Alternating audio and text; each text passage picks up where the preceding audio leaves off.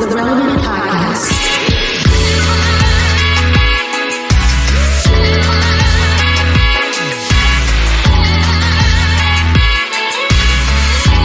It's episode 1102, and it's the Relevant Podcast.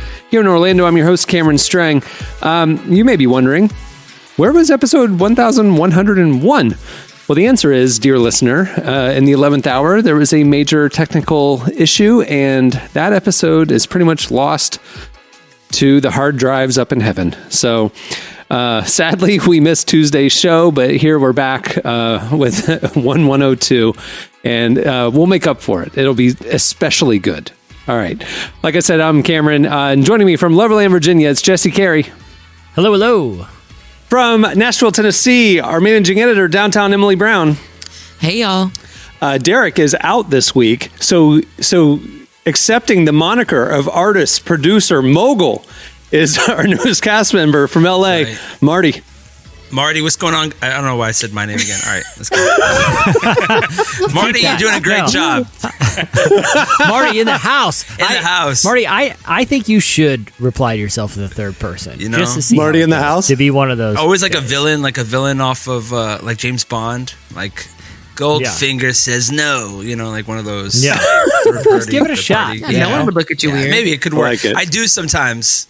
I actually have like an old, like I refer to myself as Old Man Marty whenever, like I just don't want to go out anywhere. I'm like, Old Man Marty's out, and then for my wife, I'm like, Hurricane Jocelyn's out. So everybody has like a nickname in my family. Like, how did she get? It's a category. Why did you get Hurricane? Why are you Old Man? Because like Old Man Ebro is a famous, hip hop, VJ or DJ. Yeah. So I feel like I'm eventually going to become Old Man Marty, like rap wise, because I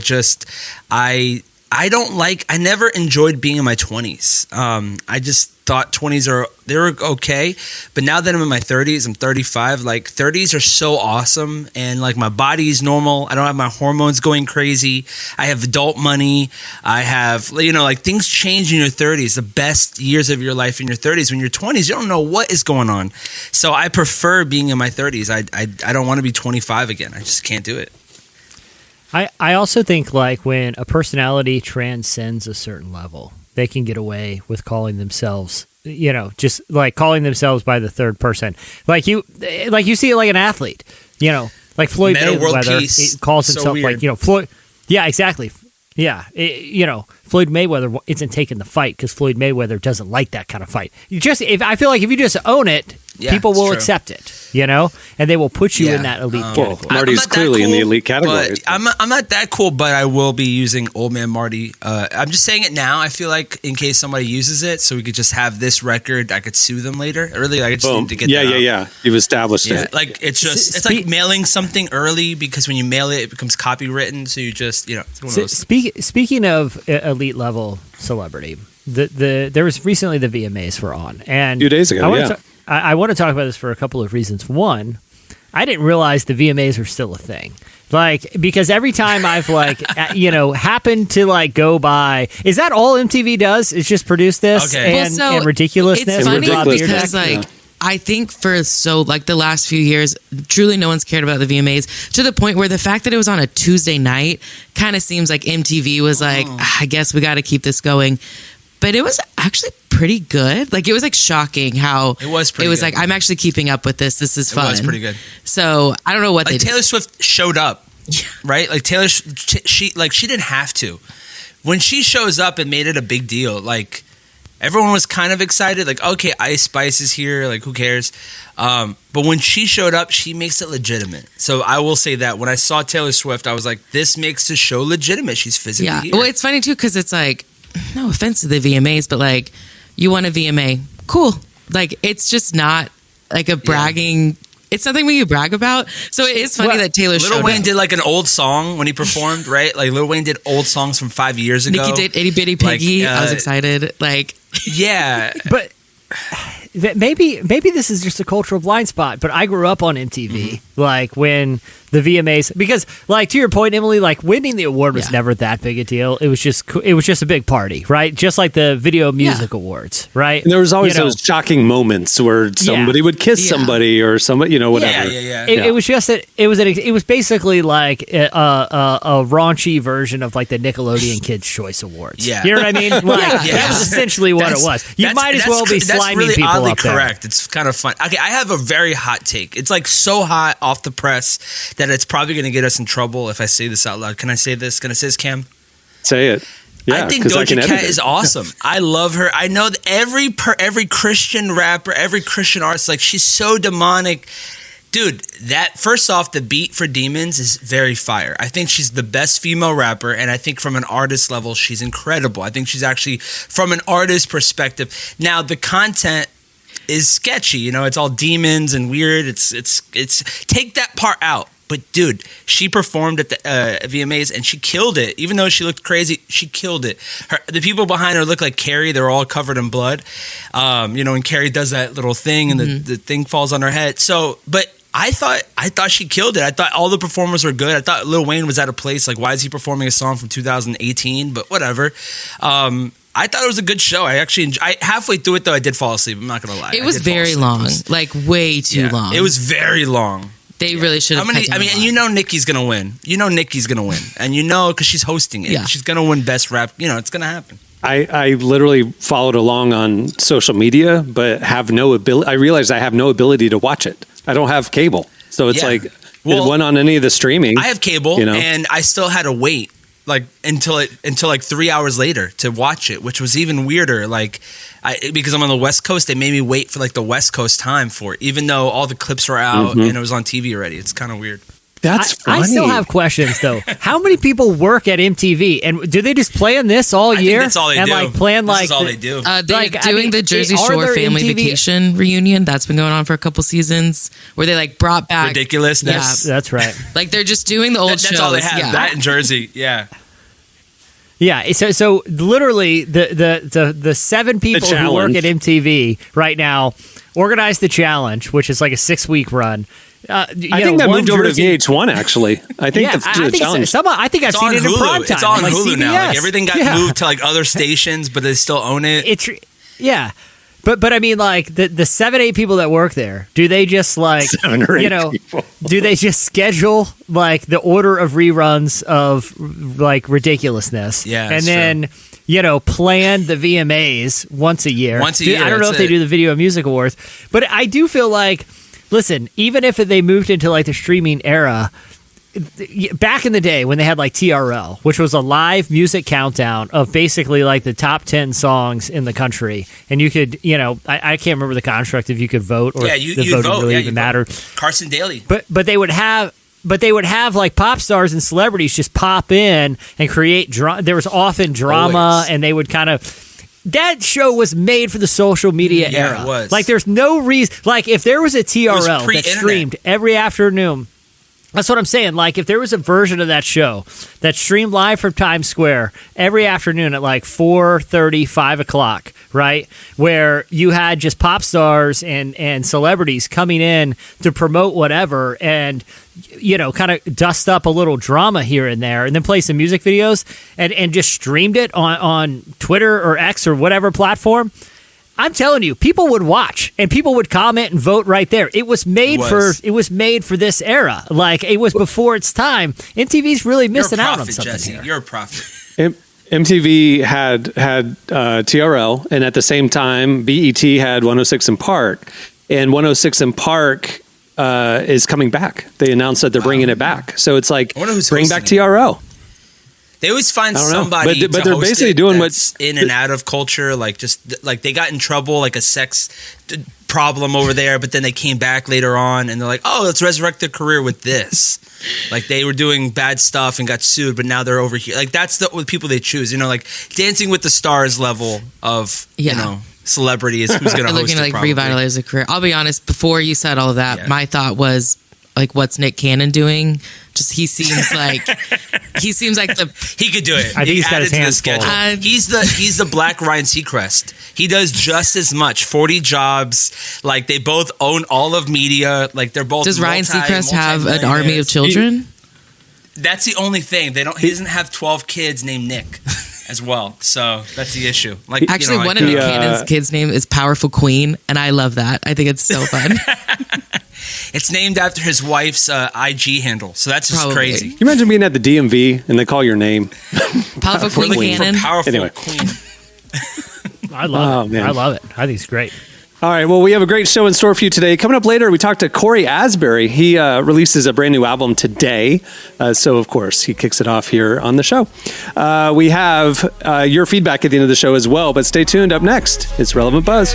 Top down, cruising out 24. Got the ball working with a fresh 24 hours. Got it out the mud, had to let it grow. Was holding on a couple grudges, had to let it go. Cause if they knew I was going, would stay down. If they want so square, would stay round. I just got paid, picked up my bag. We running off for the day. Yeah, I did off on my chest. Way too blessed to be stressed. This I feel in your ass. You want more to say less. I'm in my bag, you want paper or plastic. You're listening to Derek Minor, International Show, Osmond Benjamin and DJ Malski. The song is Vibrations. I figure I'd play Derek in a break since he's not on the show today, It'd be weird to play it if he was here. He's not gone. He's just he's just not here. Conflict. Yeah, it's not an IP situation. We're not literally at the dentist as we speak right now. Like that's what's happening. He was just texting me 10 minutes ago about some other stuff, and I was like, why are you texting me if you can't just jump on a mic and get on the podcast? He's actually at the TRL reboot. That's where he's at right now. Yeah, he's actually with Carson Daly as we speak, and they are figuring that out. Well, today's show is brought to you in part by HelloFresh. HelloFresh is offering Relevant Podcast listeners a special deal right now. You can get 50% off plus 15% off the next 2 months. With HelloFresh, you get farm fresh, pre-portioned ingredients and seasonal recipes delivered right to your doorstep. You skip trips to the grocery store and count on HelloFresh to make home cooking easy, fun, and affordable. That's why it's America's #1 meal kit. Now, HelloFresh is more than just dinners. You can also stock your fridge with easy breakfasts, quick lunches, and fresh snacks. Just shop HelloFresh Market and add any of these tasty, time-saving solutions to your weekly box. And there's a lot to choose from. HelloFresh's menu includes 40 recipes and over 100 add-on items to choose from every week. I've been using HelloFresh for years. It has made me an amazing chef in the eyes of my friends and family. So I love HelloFresh, and you should try it out as well. Go to HelloFresh.com/50relevant and use code 50relevant for 50% off plus 15% off your next 2 months. Again, that's HelloFresh.com/50relevant and use code 50relevant for 50% off plus 15% off your next 2 months. All right, it's time for Relevant Buzz. Tell us what's happening at the intersection of faith and culture this week, Emily. Well, summer's coming to an end, but the writers and actors strike is not. So we thought it would be a good time to maybe do a little bit of an update on what's going on in Hollywood. The writers strike, which began in May, and the actors strike, which began in July, are still going with just no end in sight. Like from the union, they are saying that they're not budging. The SAG president, Fran Drescher, she said that they are financially prepared. They've financially prepared themselves for the next 6 months at least, and they are in it to win it. And so if you thought your favorite show or movie was coming in the fall, push that dream to the next spring, at least, because it is not coming for a long time. Like a lot of productions have shut down or delayed, like Stranger Things, Yellowstone, the next Mission Impossible installment. Like all this stuff is being pushed back.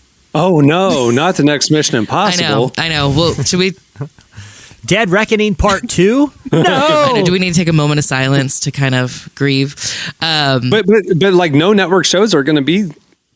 Yeah. Normally, right now, mid-September would be when stuff starts. Now through mid-October, and there's nothing. Huh? I'm personally upset because I really like Abbott Elementary, and I was looking for another fun season. Yeah, it's really the one that got hit. Yeah, that's the first one that got hit. I actually went to the studio when like the first day of the writer's strike, and they, it's weird. It's weird to see like nobody on this, because in LA you could do the studio tours, so it's weird to see nobody like anywhere. Nobody's working. It's just like the people showing us the city. Wait, so they're still doing studio tours? Yeah, they are. Abbott's actually filmed there. Yeah. And so you could see the whole school, the whole thing. And so we went there and there's like just nobody there. There's two other shows too. One's another high school show. And then one's about this guy who like sells socks. Like that's another show that is filmed on the studio. It's like Something Loves Somebody. It's one of those shows that nobody knows about, but it's like winning awards and stuff. CBS. The only studio tour I've ever done was at Nickelodeon Studios when it was in Orlando. Oh, nice. Yeah, and they filmed Clarissa Explains It All, and we got to walk as they were like shooting an episode. We would go walk through, look at it. I thought it was super cool. Ferguson, yeah. Now I'm not like optimistic, to be honest, that even after 6 months, either of these strikes are going to be coming to any sort of resolution, because it seems like a lot of what it's at play here is honestly beyond. And listen, I'm no expert, but I've been trying to follow this reasonably closely. Yeah. But it's like the whole business model of the industry has changed so dramatically that there just aren't, the same sort of like residuals that used to exist. Like syndication isn't really a thing anymore. Like no one kind of, the value that a series can bring to a streaming provider, which is which is the way most people consume media these days. That value can't just be calculated in how many people watched it. You know what I mean? There's other ways to calculate the value that certain properties bring to streaming outlets that's beyond just volume of viewership. Like if you look at like the top 10 in Netflix, assuming that algorithm is truthful, right? Because they own the data. They can put whatever they want in that top 10. Most of it is like, random wildlife documentary or action movie that no one cared about when it was released in 2017 with Liam Neeson, but now it's new on Netflix. I just saw it nonstop. What the heck are you talking about? Just kidding. but the deal is, the shows that bring prestige and actually bring subscribers aren't necessarily the ones that bring the most viewers. And so how do you even calculate value that's supposed to kind of trickle down? Not to mention the whole AI thing. There just seems like the industry itself has changed very rapidly, and it seems like executives and these two guilds are having trouble figuring out how it even works anymore. Well, their contracts coming up this year is unfortunate for the actors and the writers, because this year, if you remember 6 months ago, what was happening on Max and whatever, they were taking all these shows off and why? It's because like Disney lost $1 billion on their streaming platforms in the last year. $1 billion. They lost it. And, Max was bleeding money. That's why they merged with Discovery, and they're trying to save costs and they're trying to cut content, all this kind of stuff. So it's like now the writers and actors' contract is up and they're going, well, my show's getting sold to these other platforms. I should make money when it's sold or played. And the streamers are going, we lost $1 billion this year. There's no profit to divvy up. Yeah. There's no profit to give you. So it's like the studios are literally at an impasse going, we don't have any more money. We're losing money. We got to cut costs, not raise them. And y'all are saying validly that I should be paid for my work in perpetuity. So it's like they're at an impasse. I agree with you, Jesse, that because there's no pot of gold to divide up. Well, everybody's losing money. Everybody. Well, so. And not only that, like, the model used to be you do a show, and if it does well, you get money on the back end. But streamers just pay everybody up front and say, listen, here's what you want. Here's what we're going to pay you, whether it does poorly or whether it does well. Ryan Murphy got like $250 million up front, and it shows no one really cared about. You know what I mean? Like, but they just said, because there is no back end anymore, we're just going to give you up front. But I get why people want the old way. They want to get money on the back end and the front end. It's totally understandable, but like I said, it seems like the industry has changed, and that model just doesn't really exist. You know who got hit the worst? There's one person that got hit the worst, all right? And it's a friend of mine. It's someone I know. It's a girl by the name of Leslie Grace. Leslie Grace was Batgirl. She was Batgirl. They did the whole movie with her. They did a whole TV show. Brendan Fraser was the villain. She was set to win. She was on In the Heights. Before that, she was in something else. Like, she's been an actress. She's an amazing singer. She was Batgirl, and they canceled it so that they could use it as a tax write-off. That's where we are in the industry right now. So she was Batgirl. Michael Keaton was in it. Brendan Fraser was the bad guy. Shout out to my friend Leslie. I am so sorry, and you deserve better than that. But that's some of the messed ups. They filmed for like years. She had to work out this whole thing. The producers talked yesterday. They saw The Flash, and they were like, we were supposed to be in The Flash. Now it looks like a mess. Like the whole movie's kind of weird. So, man, shout out to the. And then also another thing is like, you know that like the Marvels is coming out like in a couple weeks. Like they're not making trailers for it right now. They're not making trailers for The Equalizer. You know, like the movie I saw a couple weeks ago. It's like how people make, like, I don't even know movies are coming out. It's kind of crazy. There's nothing being promoted. That's what's happening on the strike, and they want 1 or 2%. That's all they're asking for. 1%, 1 point something. Yeah. I'm about to start protesting with them outside in LA in front of Disney World. Seriously. There's a whole Disney studio, and they're all protesting. And last time I was out there, I saw Liam Neeson, Jesse. He was out there. He's very tall, and he always pees in his pants. He was taking care of business. Do you know about how he always pees in his pants? What? Did you hold on? Do you guys know that? Google, if you guys on your own personal Google Liam Neeson pees in pants whenever he's in public, I'm not he pees on Googling himself. that. I don't know why. Right now. It's a real thing. That's going to mess up my algorithm. Yeah, I know. It's my accountability blocker went through the roof. But if you Google that, it's a whole thing with Liam Neeson. Does he have a medical? People don't know. The jury's still out. Liam Neeson, and I put the letter P, and it filled in pees his pants. I'm trying to put you guys on to something right now. Right now, I'm so sorry. I'm corrupting the viewers of Relevant Podcast. This is the best podcast in the world, but you also have to know about this. It's a fact of pop culture. There's a YouTube video. This is crazy. YouTube video. But here's the question. Talk about it. She's making fun of him. Does that make you want to watch it, Emily? But here's my question: Was it just one bad day? No, it was like 30 pictures of him. Watch a YouTube video. Pictures of him. 30. Yeah, there's a YouTube video that's just cycling through them all right now. I'm going to He might have a medical condition. We're not 100%. He gets drunk and he just goes at it. And so that's like A Star Is Born. Yeah. He's just out walking around talking to people with pictures of him like holding people, babies. Yeah, it's a whole thing. Anyway, so I want to see him over there in Disney Studios, and let's take a photo. And can I be honest? That makes him even more fearsome. Because if there's one I don't want to fight Liam Neeson. I don't want to fight anybody.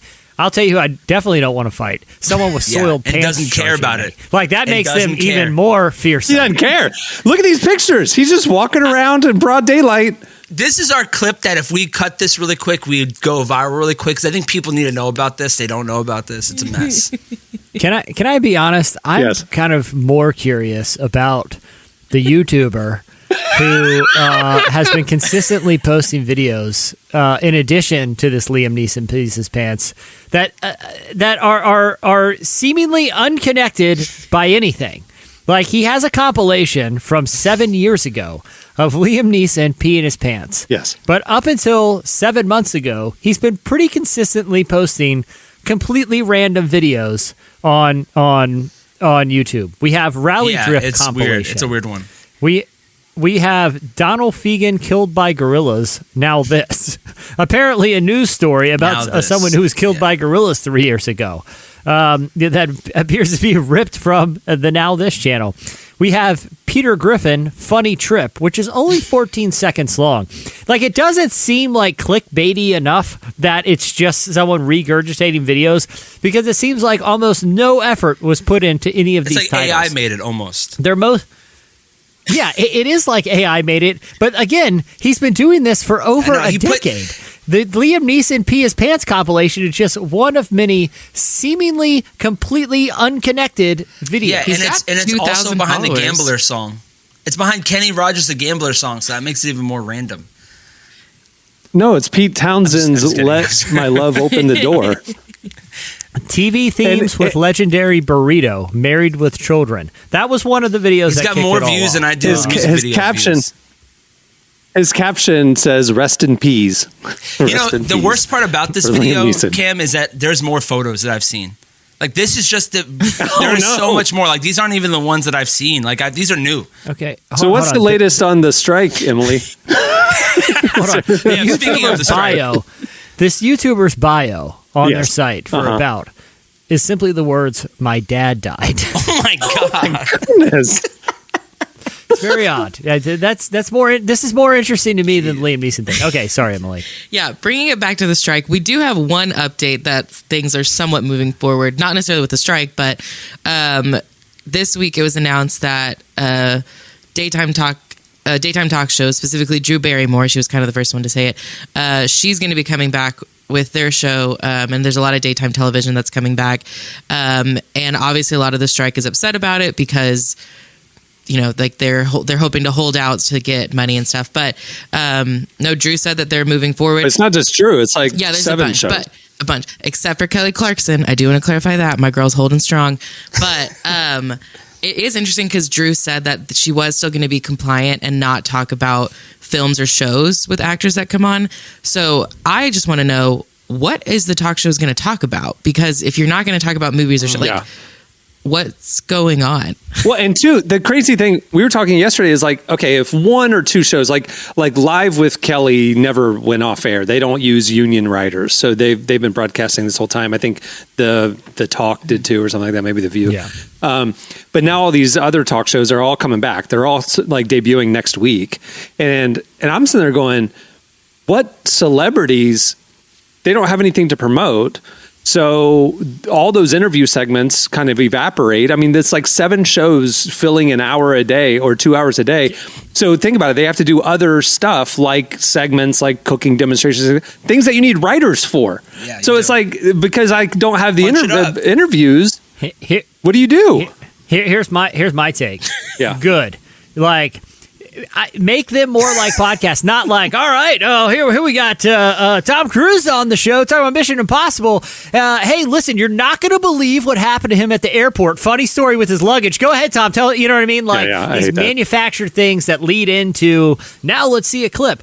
Maybe it's just them talking like normal people, which is actually, in my opinion, going to be way more interesting to listen to. Like, you know what I mean? Like, get their thoughts on, you know, other things in the world other than just something that they're being paid to promote. I'm actually here for it. I actually think maybe it'll usher in an era of because if you watch, I had like a late night rerun of like Jimmy Kimmel on last night. It was painful. Like the interviews are terrible. Even Fallon, when he's playing some dumb beer pong giant hand slap game, I mean, it's funny every once in a while, but mostly it's just wackiness. Like let's have people sit down for like 8 to 10 minutes and just kind of talk. You know, like I'd be more inclined to watch that, I think. All right. What's next? Yeah, well, that's what's all going on in Hollywood. But let's talk about some common folk, things that we can all relate to. Okay, really quick. If I asked you how many millennials, which are adults between the ages of 27 and 40, how many millennials are currently living at home with their parents, what percentage would you say? I think 42-year-olds. It's 1980s. 27 to 42. Okay, yeah. Yeah, even 43. Yeah. What's the question? I'm gonna say in the 50s. Whoa. You're saying half of millennials in their 30s, early 40s are living at home? I'm gonna say it's 42%. I'm gonna say 54%. The only reason being is 54. That's what I thought you were suggesting, Cameron. It was just a very specific guess, and in my head, 42% sounds pretty good. Okay. Well, you guys have ruined 54%. Her bit because it's not that high. It is high. So we think it's high. 28% of millennials live in their childhood home. I just can't believe that. Like 38-year-old grown-ups, a quarter of them, 1 out of 4, are living with their parents. That's crazy. Yeah. And obviously, you know, there's a lot of reasons. Most of it comes down to money. Some said that they were living with their parents to save up for their own house. Some are paying off student debt. Some are searching for jobs.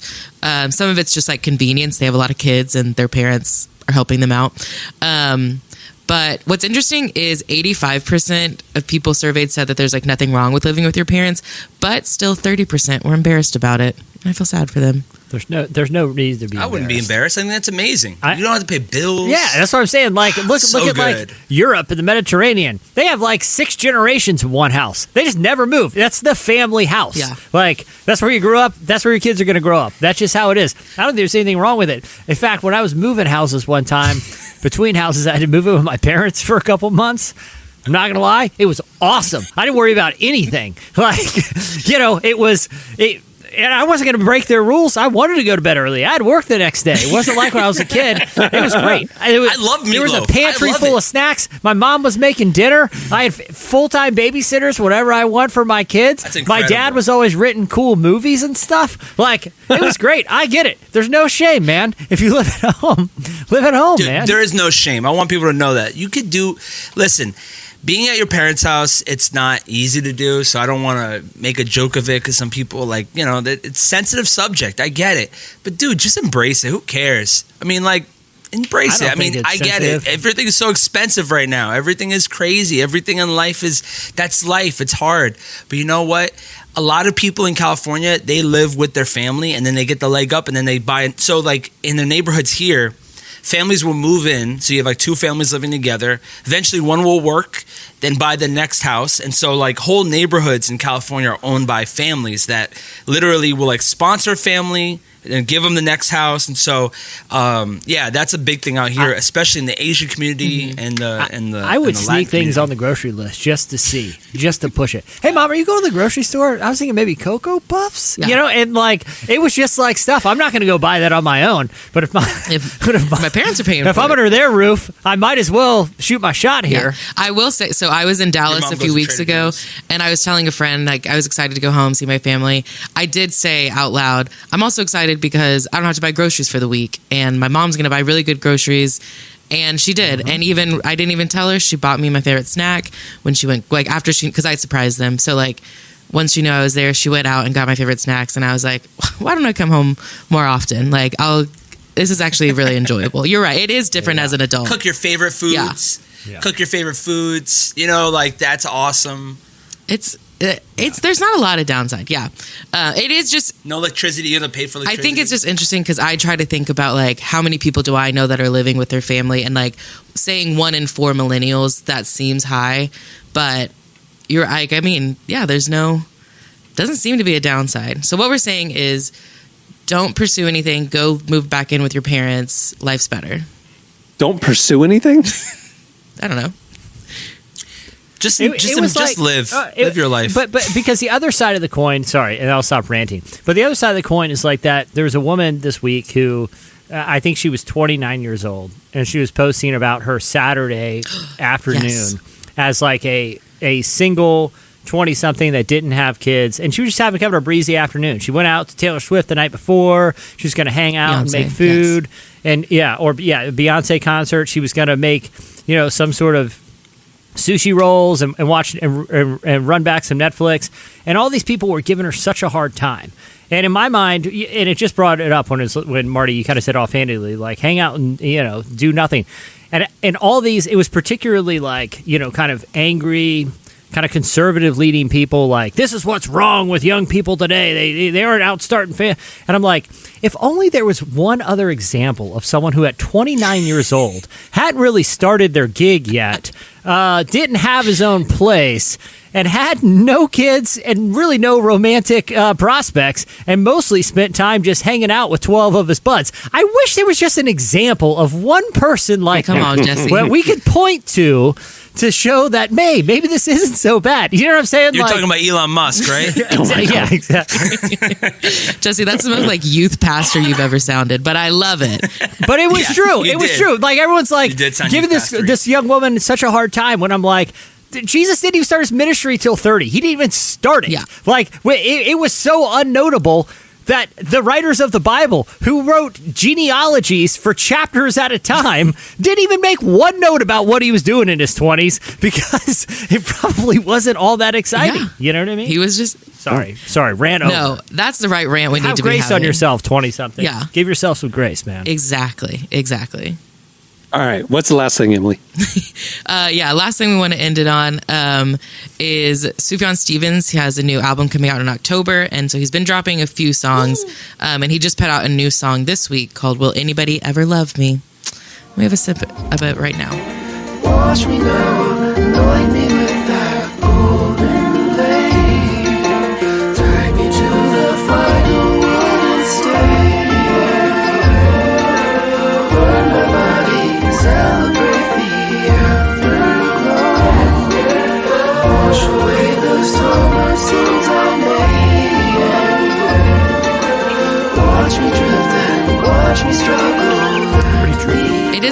song. It's a little slower, It's a like little you picked the trippier. worst part of the song too. And that was the chorus. That was the chorus. Oh man, Dude, he always throws me off with that. That's what I'm saying. Listen, go ahead. I was going to say, just imagine now we're in Times Square. Okay, it's Friday afternoon. It is popping out there. We got Busta Rhymes in the studio. We got like Doja Cat. We got Taylor Mariah Swift, Carey. and then you got Sufjan Stevens coming in doing his weepy thing. Everyone's watching. Everyone's watching. Bring it back, MTV. That's how Incubus did it back in the day. All right, that'll do it for Relevant Buzz. Make sure to check out relevantmagazine.com every weekday where we're covering the intersection of faith, culture, and everything in between. Thanks, Emily. All right, stay tuned. Up next, Cory Asbury joins us. Waiting for your love to come on. Don't come on. And I'm done. Waiting for your love to come on. Don't come on. No. When you go to say so. When you go to say so. When you go to say so. When you go to say so. You're listening to Bakar. The song is I'm Done. I love Bakar. Well, today's show is brought to you in part by Tyndale's new book, The Message of Matthew Echoes. Simon and Garfunkel, James Blunt, and Louis Armstrong alongside the words of Jesus. The words of Scripture penetrate culture and show up in music lyrics, TV, books, and everyday conversation. The Message, Echoes, offers a unique Bible reading experience that places popular lyrics and other culture pieces next to the Scripture that inspired them. In this short book, there's a space for journaling and creative prompts to inspire your Scripture engagement. Get The Message of Matthew, Echoes, for 20% off at messagebible.com. Well, today's show is brought to you in part by the new dating app, Salt. Now, this one's for all the single Christians out there. Dating as a Christian, can be tricky.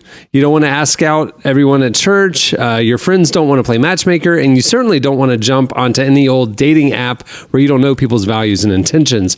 That's why we recommend Salt, the new dating app just for Christians. Made by a team of Christians, Salt lets you match and connect on values, character traits, and interests. It's an award-winning app and has connected thousands of couples around the world. Find it on the app or Play Store today and use code PODCAST to get 6 weeks of premium completely free of charge. Again, go check out Salt in the App Store or Play Store today. Well, our guest today is Cory Asbury. You know him as the guy behind one of the biggest worship songs in the last decade, Reckless Love. But today, he is releasing his brand new album, Pioneer. It is a major shift for him. It's not worship music. It is a pivot toward country, Americana. I don't know, country, very country. Yeah, it's country. Well, we sat down with Cory to find out why he's ventured in this new direction. And also, at the end, how he uses TikTok to show a different side of himself. Here's our conversation with Cory Asbury. You're broken. Anyone who says they're not is lying. Maybe we all got too good at hiding. You never did the things they said you should. I'm sorry you were so misunderstood. Well, after a few years away, you're coming back as a country artist. What made you want to shift to country music? Yeah, I think I love organic instruments. I love guitars. I love all stringed instruments. I think they're beautiful. Like, there's something so special about actually playing the instruments. And I think so much of our music is processed. It's synthesizers, it's keyboards, it's all these digital sort of sounds and samples. And when I go to a show, like, I want to hear people play instruments. You know what I mean? I don't want to hear a bunch of tracks. I don't want to hear the keyboard pressing a button and like, that's me personally. That's my own. It's my own preference, and I grew up listening to that kind of music, and and even in North Carolina, there's a very sort of country vibe and influence where it's like bluegrass is big. And I remember I found a Nickel Creek CD. I don't know if you know who they are, but they're like yeah, I really like their music. It's like very kind of bluegrassy fiddles and mandolins and all that kind of stuff. And I found one of their CDs in a Dairy Queen parking lot when I was like 12 years old. And I was like, I don't know what this is. I'll pop it in the CD player. Back then we had CD players. And I was like, dude, this is amazing. And I think I fell in love with that sound, but it felt like in Christian music, when I first started making music, you sort of had to do a very specific sound and style, a lot of pads, a lot of soundscapes, a lot of like, you go to church, you hear that ooh sound. Dude, I'm so tired of that sound. Like, I am so over that flippin' sound. I never want to hear a pad again, ever, in my whole life. If I never heard a pad again, I would be so happy. I love real music. And you're right, like, living in Nashville, you have access to so many incredible musicians, and like, there's these instruments that just bring such emotion. And like, I think of lap steel, like that. Like, it's this sound where you're like, oh, it sounds like someone crying, or like there's such evocative sort of emotional something unquantifiable to it. And I came back to it and I was like, man, I love this kind of music. Like, I wonder if we produce this record more along those lines. Like, and everyone's saying, like, on social media, country Cory and blah, blah, blah. And I'm like, it's not fully in that lane. And even if it was, I wouldn't mind. But I think the beauty of that kind of music, and I pretty much only listen to country music, and have for a lot of years. So that definitely influences things. But being in Nashville didn't help that penchant, for sure. I think if anything, it made me want to go after it more. But it was just like, it felt like it fit the music, or the songs rather, because the songs are very story driven. They're very narrative driven. And, I think the tradition of country music is that, like, it's narrative driven. You're telling a story, you're bringing the listener in, and hopefully you're giving them a lesson through this story, whether it's you're talking about someone else or yourself. Like, there's something cool to that. And I think the music just came around it in a really beautiful way. And I'm very happy with how it is. And I'm very happy that it kind of has a bit of a country lean to it. In return, all he's ever been is kind. All he's ever been is kind.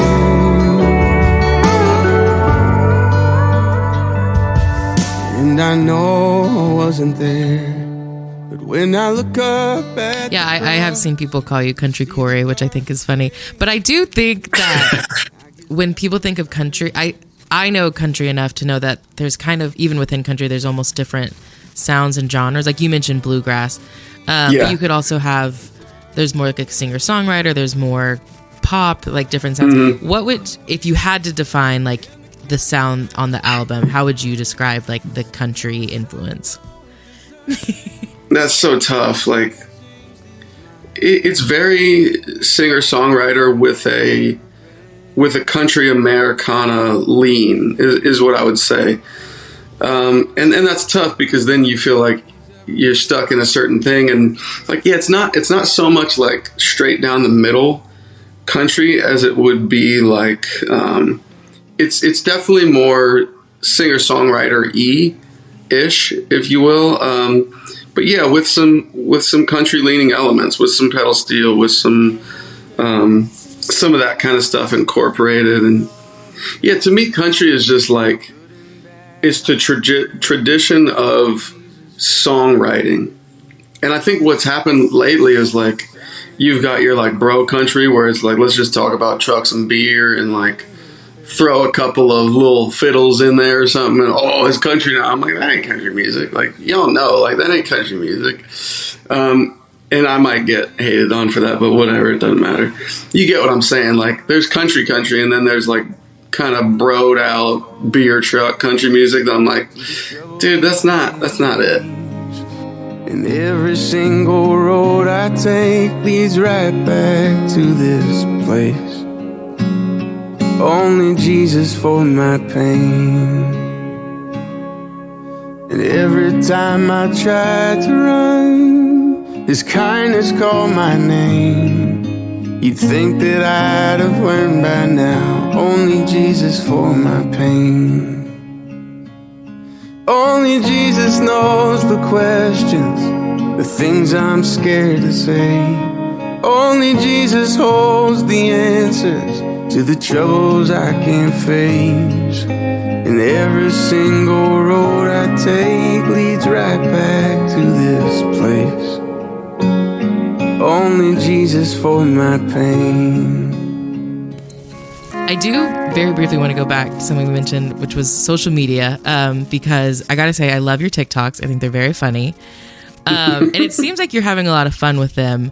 What do you like about social media, like in making those videos? Yeah, I think they're all different animals. You know, Instagram is different from Facebook, is different from TikTok. You know, and I think you have to know the demographic for each. Like if I posted the stuff on Facebook that I posted on TikTok, people would be like, "What is this?" And they would unfollow. You know, and I'm great with that. Whatever. I think there's something to the rawness of TikTok that appeals to me, and I think that appeals to a lot of young people because, like we talked about earlier, no one wants the beat, you know, or I can't say BS, can I? No one wants the fake veneer, you know, like everyone wants it real, like say how it is, say it honest, and that's the beauty of TikTok is like it doesn't have to look cool, it doesn't have to feel cool. It doesn't have to be all Instagramified with your pretty whites and you're like, you know what I'm saying? Like, it just is what it is, and there's something raw to that, and I think that fits sort of my personality, really. Like, I'm just going to say it to you how it is, and if that hurts your feelings, I'm sorry, but I'm just going to say how it is. And they fall in line for me. Like, it just makes sense. And I think people just want real right now. They don't want you to fake something. They don't want you to fabricate something. And I think that's the beauty of it. That's especially TikTok is just like, say it how it is, man. And use humor, which I think comedy is created to be a social commentary, honestly. Like you think of like the court jesters back in the day, like it was literally their job to poke fun at stuff. And then to bring social change because of it. You know what I mean? Like that was their job. Like that's what they were created to do. And the king would go, okay, you're right. You're poking fun at the poor for this and you're poking fun at the rich for this. I might make a few changes here. And they were allowed to say it as plainly as they wanted using humor. And for some reason, you know, that's just the way it was. And I don't know, it's fun. Like there's something to that, creating a social commentary and kind of being able to say this and that about different things and have people receive it because I'm not railing against something. You know, I'm not screaming and yelling. I'm not cussing. I'm not freaking out. I'm just kind of going, this is sort of funny the way this is, huh? You know, and people are like, yeah, it kind of is like that. I never thought about that, you know? I don't know. I enjoy it. I'm singing it all different now. I pray they understand somehow that the promise is the same. Yeah, the promise is the same. Yeah, the promise is the same. That was Cory Asbury. Make sure to check out his new album, Pioneer. It's out today. All right, stay tuned. Up next, it's your feedback.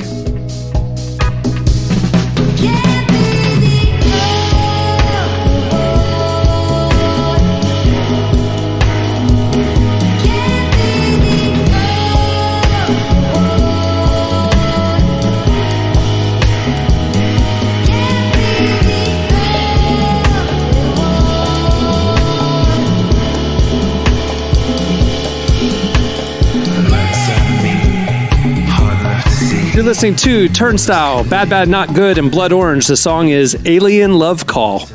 Alien Love Call. That's not a real song. All right, it's time. It is a real song. It just played. Alien Love Call. Yeah. Well, today's podcast is brought to you by ELIC. At ELIC, they know that people like you desire to bring hope and life change to the most unengaged people across Asia, the Middle East, and North Africa. ELIC will equip you to teach English overseas with training, support, and a team of other passionate people. ELIC's Engage program offers 2 to 6 week service options in the summer that's perfect for college students and recent grads. ELIC's 9-month Global Ambassador program is a great option for recent grads looking to grow personally and professionally while living in Thailand or Tunisia. To find out more about how you can make a difference in the world, visit elic.org/relevant. Again, that's elic.org/relevant. All right, it's time for your feedback. Last week, what we got talking about? We were talking about the latest update on Passion of the Christ. Electric Boogaloo? What are we calling it these days? Such a great episode. Passion of the Christ 2, Electric Boogaloo, yeah. And we got talking about we keep hearing the same Bible stories, on the movies. So there's a lot of other content in the Bible. And so we asked you, what Bible stories do you think should be made into a movie? You hit us up on Twitter/X and on Threads at Relevant Podcast. Here's a few of our favorites. DJ Zim35, which I'm interested to hear his tunes here. He said Samson. Maybe his name is just DJ, though. Maybe it's not I no, he's a DJ. I hope he's DJ's. Yeah, I hope he's not just a DJ. He's DJ Zim35. Samson. He said he's written a 110-page script for it. There's been a couple of them, but the most recent was pretty poor. Listen, it would be a dope action scene because doesn't he kill a few hundred guys with a donkey's jaw or something? Yeah, he does. Donkey's jaw. That would be like a Zack Snyder. I could see his remake of that, 300 style. I could say this with 100% certainty. The people who responded to this question have no idea about the music industry, about the movie industry. These choices are rough. Who said the Ethiopian eunuch? What story is that? Alex Garza. What story is that, guys? What story is the first conversion? Right? Isn't it the first conversion post Christ returning? I think something like that. We need to get a Bible scholar on here. We want to know about David and Goliath. Okay, I want The Rock real quick as Goliath. I do want to go back to DJ Zim though, because you can't just say you've written a feature-length 110-page script and not send a link. Yeah. Because I know. Now I need to read the script to see is it really Agent Michael Scarn. No. Michael Scarn. I immediately went to Michael Scarn. Who would you cast? You're such obviously DJ Zim's casting himself. He casted himself as Samson.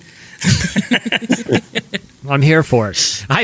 Otherwise I feel like it's going to be like a Jason Momoa, and he's just everywhere. But I feel like Jason Momoa is probably our culture's Samson. Yeah, definitely, probably. What do you think would be the worst story? What's the worst movie they could really make as a Christian that they haven't already? But what's the worst thing? The worst Bible story? There's probably so many stories. Yeah, there's pretty tough Bible stories where people really suffered. I think that's the question. That's the one we got to make. I would say one of the less glamorous miracles, the fishing ones. Yeah, that's his only experience he had.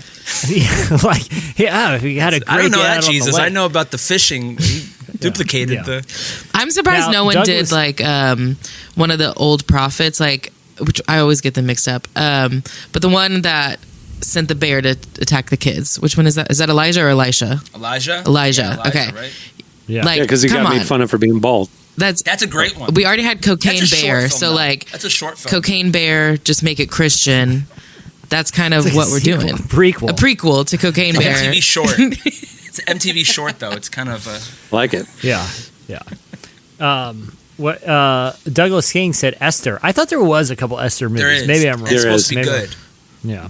Yeah. I don't know why all I'm thinking about is the VeggieTales Esther one. Isn't there a VeggieTales Esther? Yes. Yeah. There is. I want to see a Veggie. My mom texted me last night. True story. She was like, "Have you seen Chosen yet?" What is Chosen? The Chosen. It's okay. What is the Chosen? It's a television series about Jesus and the life of the disciples. But it's where do you watch it? You can watch it. It's everywhere. They have an app. They have Amazon Prime. I think you can watch it on Peacock. Yeah. Oh, wow. Yeah, it's on Peacock. It's airing right now every Sunday night on the CW on broadcast. Yeah. Are we for real? Yeah. On CW after Riverdale? Riverdale's over. No. It replaced Riverdale, and it tripled its ratings. No way. Man, Christians, let me tell you something. Christians will show out every single time. Shout out to the Christians. Yeah, The Chosen has been a huge success. Yeah. Huge. Wow. All right. Wow, that's incredible. Okay, so it's time for this week's editorial question of the week. Hey. So we were talking about the writer's strike. You know, Hollywood needs some new juice.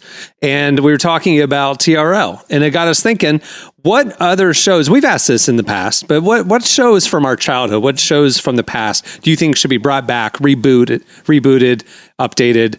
You know, like 106 in Park, it's coming back. So what shows do you miss that you'd love to see Hollywood take another stab at? Now the question I have is, Jesse, is it we want to see a dark remake like they did with Fresh Prince on Peacock, you know, when it was like, or are you saying I just want to bring back Alf? Because Alf is coming back, actually. Ryan Reynolds is behind it. I know, but here's the thing.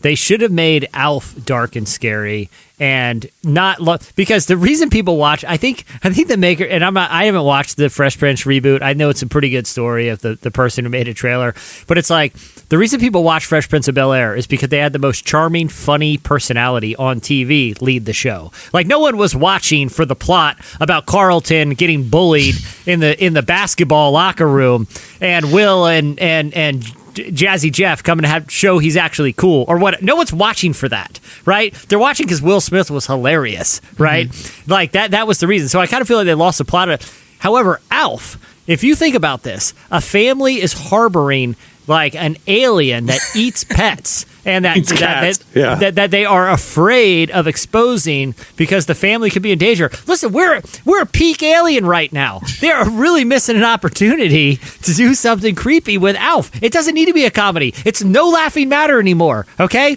People are really, all spun up about alien stuff. It's not a joke. Lean into the scary Alf. I'd watch it. That's way more interesting to me than a funny alien puppet Alf. We've been there. See, when I think about shows I want rebooted, I do think about like the dumb reality shows of the 2000s. Yeah. That I think like that's where my head went to. I want to see Next. Do y'all remember like Next on MTV? Oh my gosh, Next. you just Emily took my answer. I was thinking Get off the bus. Yeah, they get off the bus and immediately that was Next. A good one. Vicious or Parental Control. That one was insane. Yeah. Like I love to see people's lives in jeopardy on True Life. Mm-hmm. You know, like True Life, like, I'm in debt because I bought Bitcoin. Like that's the type of stories that I want to start seeing, like new stories now of just turmoil. Why are you at your parents' house again? Oh, you bought 100,000 of Bitcoin. That's what we. Or just like where are they now? Because I need to know where all the contestants on Next are now. I need to know where the people who are on True Life. What are they doing now?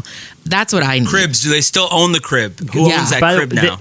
Great call with Next and Parental Control. Two like Hallmark cringe dating shows. But then I would also say like we've become far too ethical as like.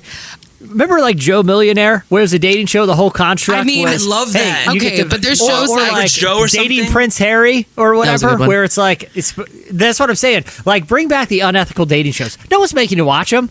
Like Netflix has cornered the market, but it's too nice. It's too. I don't know. There's there's the show The Ultimatum where they literally come on and are like, if you don't marry me, I'm leaving you. Like that's kind of like, ooh, okay, let's maybe have some couples therapy. The one though, what's the one where it's like.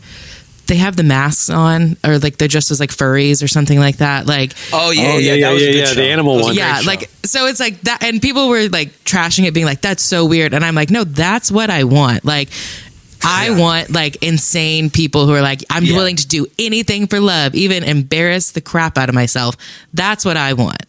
So I think we need to bring that back. I love that episode of that show where they mask and they're dating, and the guy's just happy to not get chosen because he saw her outside the mask. And you've seen that episode. He sees her and he's like, "Thank God she didn't choose me." Like he's like jumping with joy, and she's like, "Why are you happy?" He's like, "I just don't think that we're gonna work out together." Like that's the type of level of cringe I need to see. Yeah.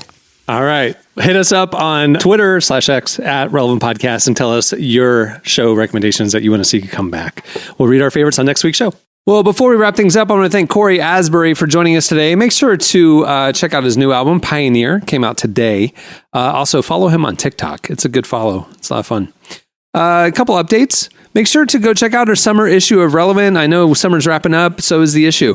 We got a great cover story with Lauren Daigle. We have Christine Kane, Judah and Chelsea Smith, Andy Grammer, Drew Holcomb, Naomi Rain, so much more. It's all available for free. Just click on the magazine tab right there at relevantmagazine.com. Also, while you're there, make sure to check out Relevant Plus. It is our ad-free premium subscription where you get to experience ad-free versions of this podcast, an exclusive subscriber podcast, ad-free unlimited reading at the website, and an enhanced, beautiful digital edition of the magazine. All the plans start as low as $250 a month, and it's the best way to experience our content. Go check it out. We are also hiring. If you want to check out our latest openings, check out relevantmediagroup.com. That's our corporate site. And if you like the music you hear on this podcast, make sure to check out our Heard on the Relevant podcast playlist over on Spotify. We've got a couple other playlists there as well that you should check out. Okay. On that note, we'll wrap things up. I'm Cameron Strang. I'm Jesse Carey. I'm Emily Brown. I'm Marty. We will see you on Tuesday. Have a great weekend, everyone.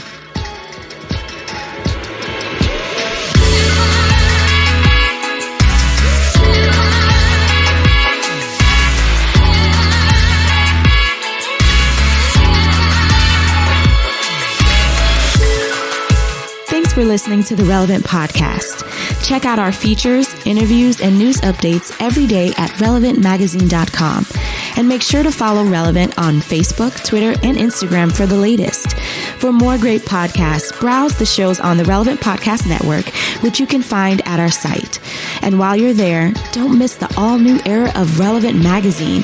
A new issue releases every other month at relevantmagazine.com.